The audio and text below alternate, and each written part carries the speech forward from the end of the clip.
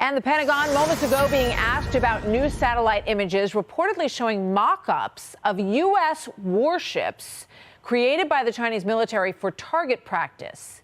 Here's Press Secretary John Kirby just moments ago. Watch.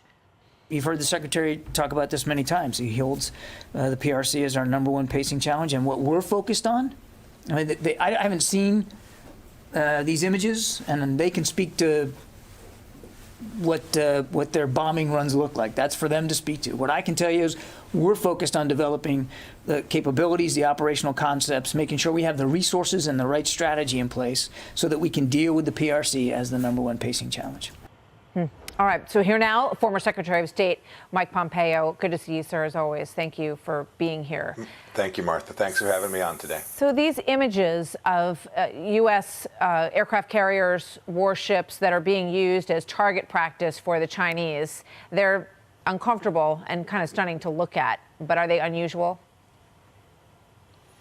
No, they're not terribly unusual. We've seen other nations do this before as well. Yeah. But it is always unique when it is a real threat of the scale and size and magnitude that the Chinese Communist Party presents. It is different in kind, it is different in scale, and the risk, Martha, is fundamentally different as well. Look, some of this may well just be propaganda. You could shoot at a square that's roughly the same size as an American vessel, but doing it in this way is good theater, maybe internally, but also externally, to send a message to the world that the Chinese Communist Party is serious. I heard the Pentagon speak. I hope they're right. I've seen no indication that they are prepared to confront the Chinese Communist Party on these issues. Martha, you'll remember we saw our team pushed around in Anchorage. We've watched the Chinese ignore what the administration says is their top priority on climate change. The Chinese Communist Party is intent on conducting cyber attacks across the world, coercing countries around the world. We need to take this threat seriously, and platitudes from the Pentagon about this simply aren't going to get it done and aren't going to convince Xi Jinping, the leader in China, to behave differently. Yeah, I mean, even with this kind of language that we heard from the president on Tuesday in Glasgow, we hear from the Chinese government and leadership, the foreign minister, that, you know, we're too blustery, we're too aggressive in our language. But here's President Biden on Tuesday. Watch. Am I worried about an armed conflict or some that accidentally occurring with China? No, I'm not. We're not going to change our attitude toward Constitution, international airspace, international sea lanes, etc.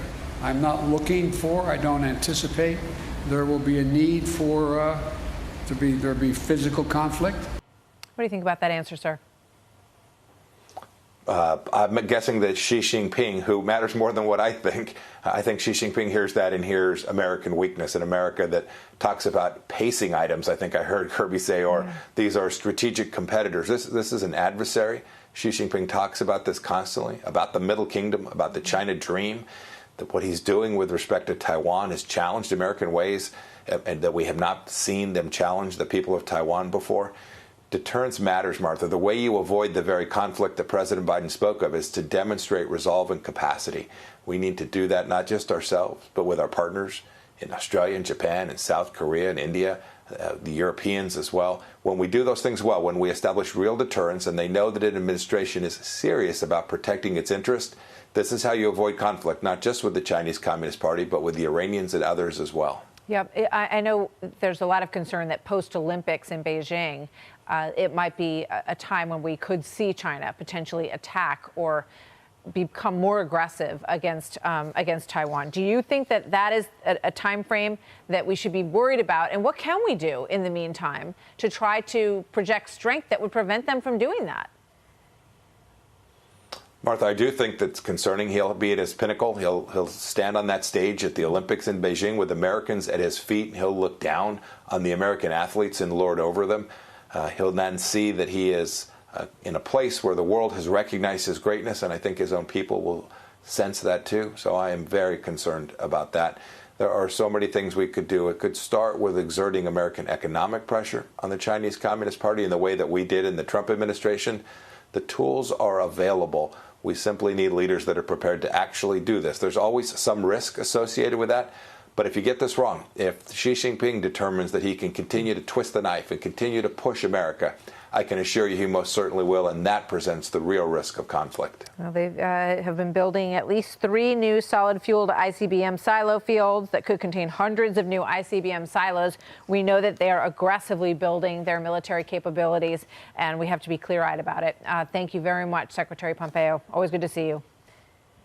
Yes, ma'am. Great to see you too, Martha. You bet. Hey, Sean Hannity here. Hey, click here to subscribe to Fox News YouTube page and catch our hottest interviews and most compelling analysis. You will not get it anywhere else.